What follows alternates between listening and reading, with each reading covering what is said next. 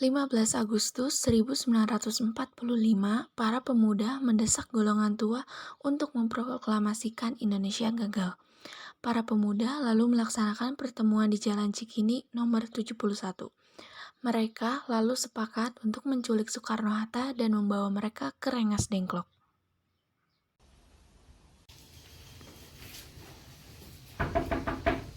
Bung Karno, Bung Karno. Ya, ada apa? Anda harus ikut kami ke Rengas Dengklok. Untuk apa aku ikut ke Rengas Dengklok? Ini sudah menjadi kesepakatan para pemuda, Bung. Kami akan membawa Anda dan Bung Hatta ke Rengas Dengklok.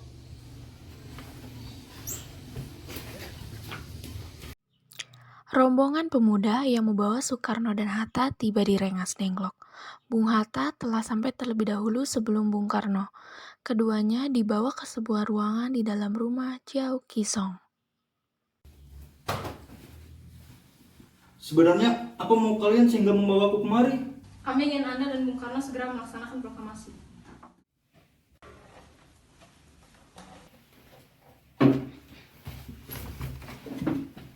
Bung Karno? Ternyata kau sudah di sini. Iya, mereka membawaku ke sini. Apa mereka membawa Fatma dan Guntur juga? Iya, benar Hatta. Soekarni, ada apa sebenarnya? Begini, Bung. Kami ingin Anda berdua segera memproklamasikan kemerdekaan kita. Jepang sudah menyerah. Ini saat yang tepat untuk kita memproklamasikan kemerdekaan Indonesia. Soekarni, kenapa kau mempercayai kabar itu? Jepang akan memerdekakan kita, tapi bukan sekarang. Saya tidak setuju, Bung. Kami para pemuda ingin kemerdekaan atas hasil karya kami sendiri, bukan hasil dari Jepang. Itu benar, Bung. Apabila kita merdeka atas hadiah Jepang, kita bisa dijajah lagi. 17 Agustus 1945 dini hari, di ruang makan dalam rumah Laksamana Maeda, berkumpullah Insinyur Soekarno, Dr. Andes Muhammad Hatta, Ahmad Subarjo, Soekarni, Sayuti Melik, dan BM Diah untuk merumuskan naskah proklamasi. Saudara-saudara, bagaimana bunyi naskah proklamasi kita? Kami, bangsa Indonesia, dengan ini menyatakan kemerdekaan Indonesia. Baik, sudah saya tulis. Lanjutannya, Bung. Hal-hal yang mengenai pemindahan, kekuasaan, dan lain-lain dilaksanakan dengan cara seksama dan dalam tempo yang sesingkat-singkatnya. Jakarta 17/8/45. Wakil Bangsa Indonesia. Ya, sudah selesai. Apakah Anda semua setuju? Setuju. Lalu, siapa yang akan menandatangani proklamasi ini? Bagaimana kalau oleh semua yang hadir? Saya rasa jangan terlalu banyak. Lebih baik Bung Karno dan Bung Hatta saja yang menandatanganinya atas nama bangsa Indonesia. Setuju. Saiti, tolong kau ketikkan naskah ini. Siap, Bung. Kita akan melaksanakan proklamasi. Menurut saya tanggal 17 adalah tanggal baik, sebagaimana Al-Quran diturunkan pada tanggal 17 dan orang-orang setiap hari sholat sebanyak 17 rakaat. Jadi bagaimana kalau tanggal 17 hari Jumat hari ini? Baik, Bung. Lebih cepat lebih baik. Pukul berapa kita akan melaksanakannya? Pukul 10 tepat bagaimana? Setuju. Saya akan menyuruh Fatmawati untuk menjahit bendera merah putih. Tolong siapkan jalannya. Baik, Bung. Tapi di mana kita akan melaksanakannya? Di rumah Bung Karno. Setuju. Setuju. Ini naskahnya, Bung. Silakan ditandatangani. Baik, Pak.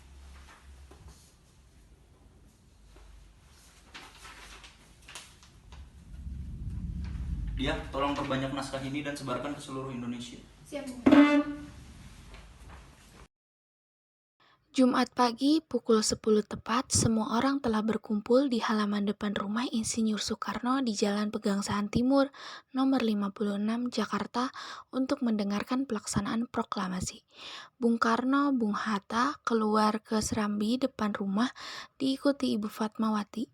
Bung Karno mendekati mikrofon sebelum membacakan proklamasi dan mengucapkan pidato pendahuluan. Saudara-saudara sekalian, saya telah meminta saudara-saudara hadir di sini untuk menyaksikan suatu peristiwa maha penting dalam sejarah bangsa kita. Berpuluh-puluh tahun kita bangsa Indonesia berjuang untuk kemerdekaan tanah air kita. Bahkan telah beratus-ratus tahun. Gelombang aksi kita untuk mencapai kemerdekaan ada naiknya dan ada turunnya. Tetapi jiwa kita tetap menuju ke arah cita-cita. Juga di zaman Jepang, usaha kita untuk mencapai kemerdekaan nasional tidak ada henti-hentinya.